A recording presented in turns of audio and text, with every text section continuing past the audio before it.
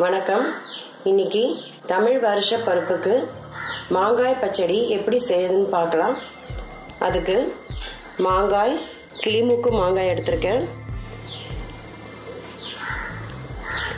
ஒரு 1/4 கப் வெல்லம், கடுகு 1/4 கப், கடுகு 1/4 தேக்கரண்டி, கருவேப்பிலை, ஒரு காஞ்ச மிளகாய்.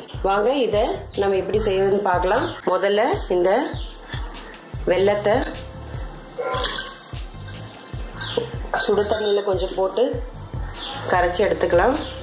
அப்போ தான் இதில் இருக்கிற மண், தூசி எல்லாம் நம்ம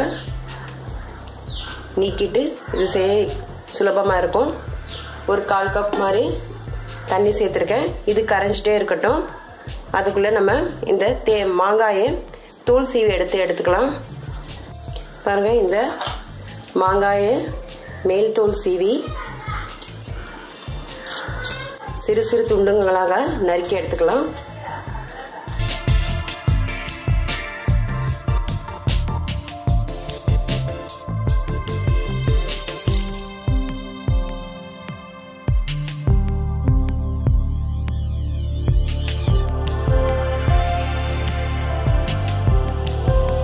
பாருங்க, இந்த மாதிரி நம்ம நறுக்கி எடுத்துக்கலாம். இதை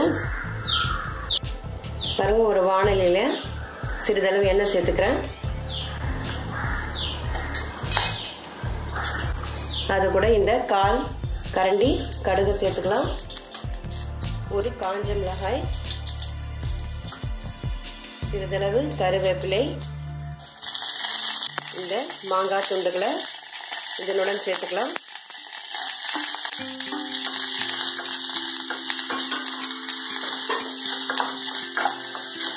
ஒரு 10 வினாடி வதக்கி எடுத்துக்கலாம். இதை முதல்ல ஒரு 1/4 கப் தண்ணி சேர்த்துக்கலாம். சிறிதளவு மஞ்சள் தூள் சேர்த்துக்கிறேன். மிதமான சூட்டில் இந்த மாங்காய் வேகட்டும். ஒரு மூடி போட்டு மூடி வச்சிடலாம். இப்போ ஒரு 2 நிமிஷம் ஆயிடுச்சு. இப்போ திறந்து பார்க்கலாம்.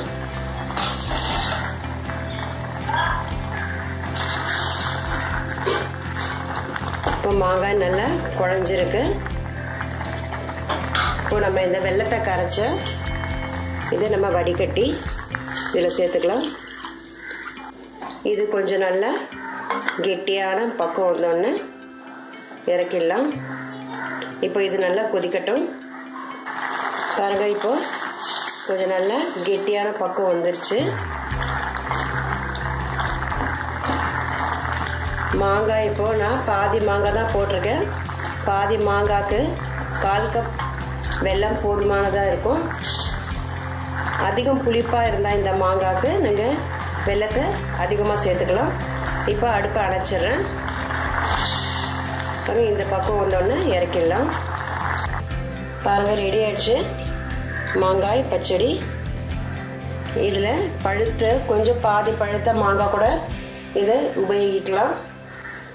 இது நல்ல புளிப்பு, காரம், இந்த மாதிரி இந்த சுவையுடன் இருக்கக்கூடிய இந்த இனிப்பு எல்லாமே கலந்த இந்த மாங்காய் பச்சடியை செஞ்சு பாருங்கள்.